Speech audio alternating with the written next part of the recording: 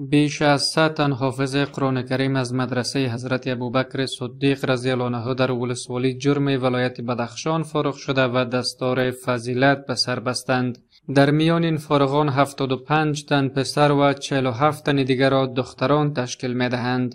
شماری از عالمان دین و مقامات حکومتی ضمن اشتراک در این مراسم جوانان را به آموزش و فراگیری بیشتر علوم دینی و عصری تشویق نموده و افزودند که با پیروزی امارت اسلامی زمینه آموزش علوم دینی در کشور بیشتر از هر زمان دیگر فراهم شده است. دانشنامه عالمی است. قرآن یک دانشنامه است. قرآن یک مکتب تفکر و اندیشه است. قرآن مکتب دانش سیاست است. قرآن مکتب دانش رابطه های دیپلماتیک و کشورهاست. قرآن یک کتاب اخلاق، عقیده، سیاست، اقتصاد همه را. کسایی که 3 سال قبل دارای عبا و قبای اسلامی بودند، اهل مدرسه بودند، چطور زندگی داشتن از لحاظ معنوی و امروز بعد از تحولات سیاسی چطور زندگی دارند، از خودشان پرسان بکن.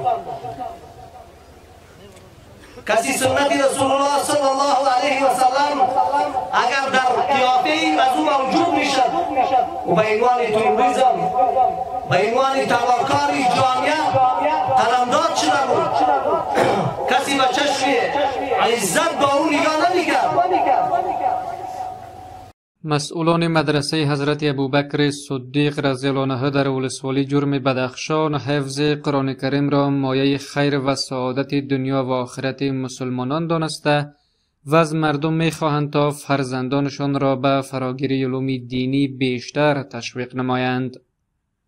خواهش ما از مردم، از بینندگان عزیز است که باید که در راسته‌های تعلیم و تربیت، خصوصا تعلیم و تربیت دینی چار بکوشند، که باید هر انسان آرزو داشته باشد که یک اولاد معقلش که از حافظ قرآن یا عالم به حساب قرآن باشد، که در دنیا و آخرت برای انسان کس افتخار میبخشد.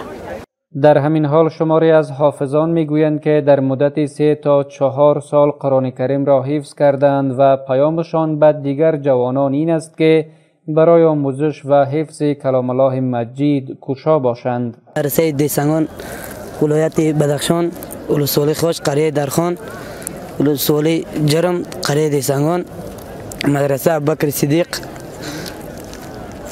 1 سال ناظره خوانده شد و 4 سال حفظ.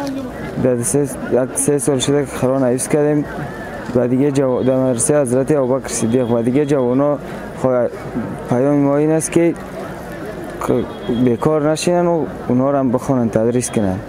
مدرسه حضرت ابوبکر صدیق رضی الله عنه که در ولسوالی جرم ولایت بدخشان بیش از 1 دهه از ایجاد آن می‌گذرد، اکنون توانسته برای بهار 4 بیش از 100 تن پسر و دختر را در بخش حفظ قرآن کریم فارغ دهد.